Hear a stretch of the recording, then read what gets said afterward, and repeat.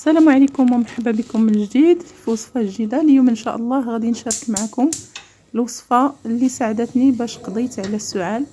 كما كتشوفوا من خلال الصوت ديالي راه باقي عيانه شويه، ولكن الحمد لله ما بقاش حلقي مجروح، ما بقاش ديك الكحبه الحاده، اللهم لك الحمد. كما كتشوفوا هنايا راني خديت واحد البرتقاله، يعني من الحجم الكبير ولا المتوسط، درتها هنايا فوق النار.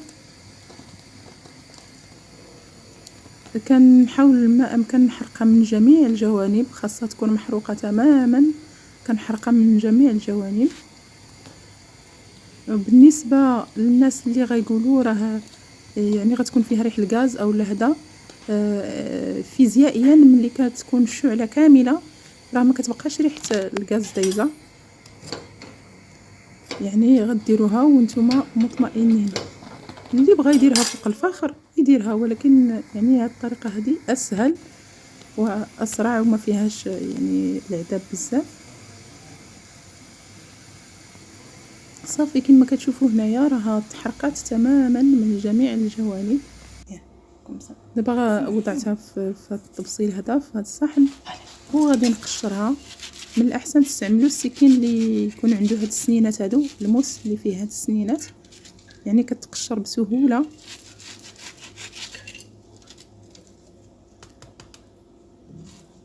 استعملوا كذلك واحد الفرشيطه باش تشدوا هاد البرتقاله هذه، باش تفاداو انكم تحرقوا في الاصابع ديالكم.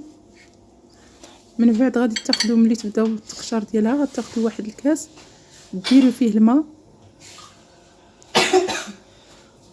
وتبقاو تدخلوا هاد السكين هاد الموس، تبقاو تدخلوه وسط هذاك الماء وتستمر في التقشير. يعني وقت ما قطعتي واحد الطرف كتعاود تدخل الموس في الماء باش كتنقيه من هذاك الشيء اللي تيكون داكشي المحروق اللي تيكون لاصق فيه، باش ما يعطيناش واحد الطعم مر في الاخير. بالنسبه لهاد الوصفه هذه مباشره ملي كتشربوا هاد الخلطه هذه دابا اللي غنوريكم، مباشره كتمشيو للفراش، ما كتبقاوش تدوروا باش يضربكم البرد. يعني كتدي معاك هاد الكاس هذا كتشرب وكتغطى، والله ينزل الشفاء للجميع.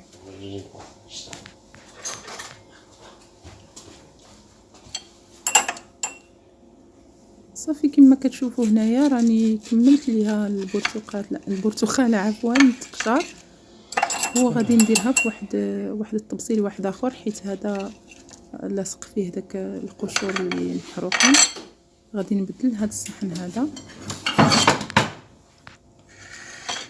غادي نوضعها في واحد الصحن نقي، وغادي نكملها بطبيعه الحال التقشار.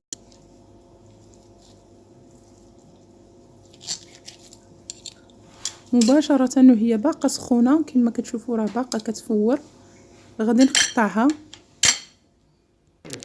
وغادي نديرها في الخلاط الكهربائي، وغادي نطحنها مع معلقه صغيره ديال السنيده.